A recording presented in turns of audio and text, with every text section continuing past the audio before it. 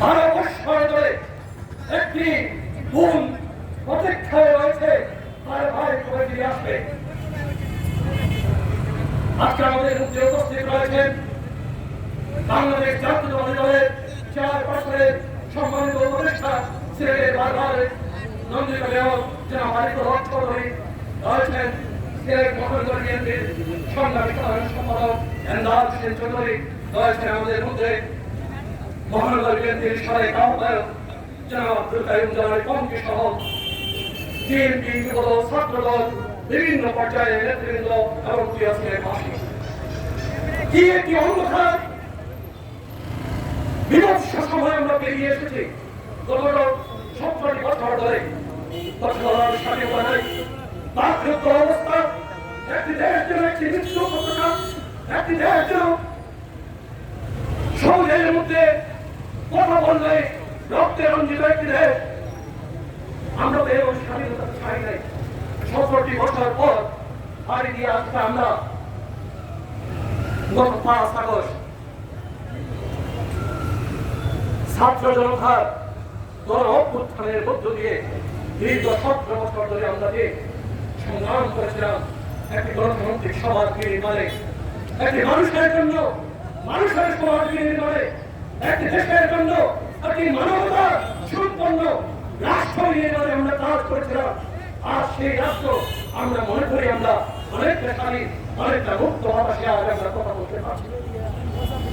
আজ আমরা 12 বছর পর আজও মানববন্ধনের মাধ্যমে আমাদের প্রিয় নেতা সিলেটের সিংহপুরুষ এলিয়াসের জন্য আমরা প্রতীক্ষায় মানববন্ধনের মাধ্যমে দাবি জানানো হচ্ছে তাকে ফিরে দেওয়ার জন্য। আমরা দেখেছি এই সরকারের পতনের পর, বিগত সরকারের এই কাজের শেখ হাসিনার পতনের পর যে বিভৎস অবস্থায় গুম নামক আয়নাঘর থেকে একের পরে হিন্দু মতের মানুষজন বেরিয়ে এসেছেন এবং তাদের লোমহর্ষক বর্ণনা আমরা মনে করেছিলাম এর মধ্যে আমাদের প্রিয় নেতা ইলিয়াস আলী আমাদের মধ্যে ফিরে আসছেন, যিনি এই দেশের জন্য সংগ্রাম করেছিলেন, যিনি বিজয় রূপ আন্দোলন করতে গিয়ে এই ভারতের আধিপত্যবাদী তৃণমূল শক্তির বিরুদ্ধে কথা বলতে গিয়ে যাকে গুম করা হয়েছিল সেই নেতা ইলিয়াস আলী আমাদের মধ্যে ফিরে আসছেন। আজ ইলিয়াস আলীর পরিবার, আজ ইলিয়াস আলীর পরিবার তার সেদিন তার পুত্র মেয়ে, আজ তার সন্তান তার পিতার অপেক্ষায় রয়েছে, তার হাত ধরে না তাদের আজ আমাদের প্রিয় ছোট ভাই যিনি প্রতিশ্রুতিশীল এক ছাত্র নেতা আগামী দিনে হয়তো জননেতা হয়ে উঠত, সেই দিনারকে আমরা বেড়াই। আজ আমরা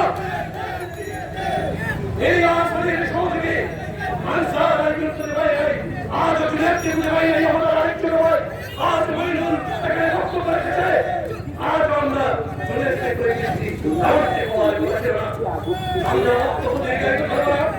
আমরা শুধু বর্তমান সরকারের কাছে, বর্তমান অন্তর্বর্তীকালীন সরকারের কাছে একটু দাবি করে আমাদের বক্তব্য শেষ করব।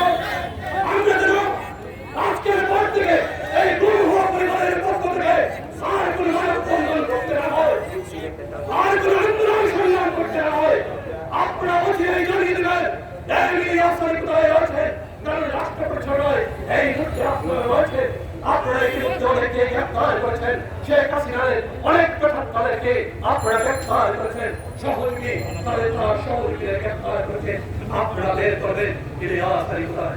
আমাদের ভাই ইলিয়াস আলীকে আমরা আমাদের নেতা ইলিয়াস আলীকে ফিরে পেতে চাই, আমাদের ভাই কিনারকে ফিরে পেতে চাই, জুনায়েদ আনসারকে ফিরে পেতে চাই।